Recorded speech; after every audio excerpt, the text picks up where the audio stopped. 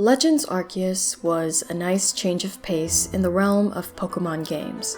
With the Game Freak's implementation of some brand new gameplay mechanics, it was nice to experience an open-world Pokémon game.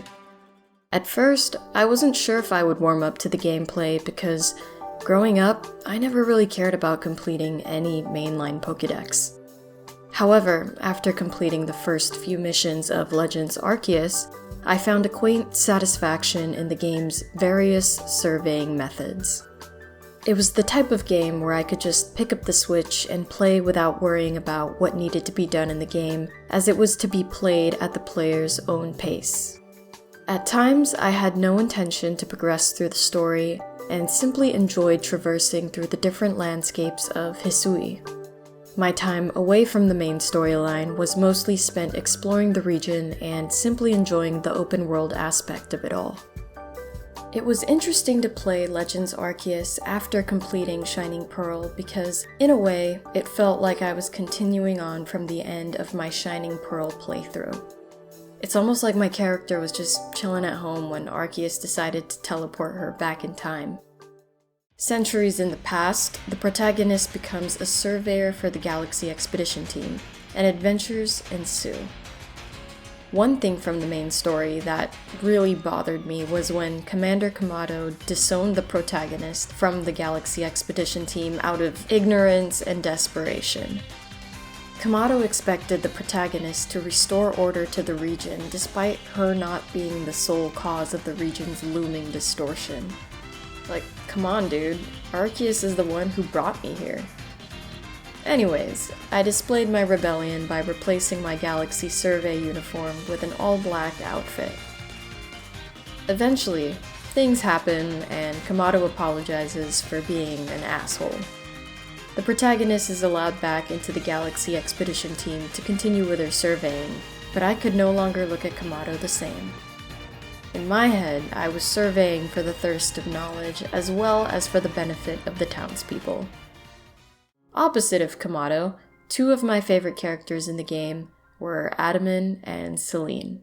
From beginning to end, they really stayed true to themselves, did their own thing, and through my many encounters, I really appreciated them as characters. Adaman was always so level-headed and understanding, while Celine, albeit being so focused on her work, was proud of the work you put in as a surveyor. She may have had her own orders from up top, but that didn't change how she saw the main character as a person, and I knew she was still on the protagonist's side even after she got kicked out of Galaxy HQ. I completed a lot of side missions to gain items and experience, and though most of the side missions were forgettable, the only mission that I remembered and cared about was the Spiel mission. The nonchalant roll across the screen in dead silence was actually hilarious and made it the most memorable side mission for me. Like I said earlier, the gameplay took me some time to get used to. It was cool to be able to run around while in battle, and I found that the new battle system encourages switching out your Pokémon right when you need to, because gone are the prompts that ask you if you want to switch out your Pokémon. In a way, this new battle system is more realistic. I also had some interesting random moments in the game, like when my hand spazzed during my battle with Heatran, and I ended up catching it with one Pokeball, or when I tried to battle a Psyduck that glitched into a tree. That was fun. Quelling noble Pokemon was an enjoyable new addition to this game. I lived for watching these large Pokemon just scream in my face, prior to me throwing food at them. I remember Arcanine and Electrode being a bit difficult and taking me a few tries to complete. A vital component to quelling these noble Pokemon was the dodge mechanics. It was super smooth and easy to use. Aside from that, it was relaxing to be able to creep up on Pokemon and catch them by simply throwing Pokeballs at them. I was actually able to capture a couple shiny Pokemon during this playthrough without any boosters or anything. Not counting the shiny Ponyta I caught from a side mission, I was able to snag a shiny Teddiursa and Wurmple.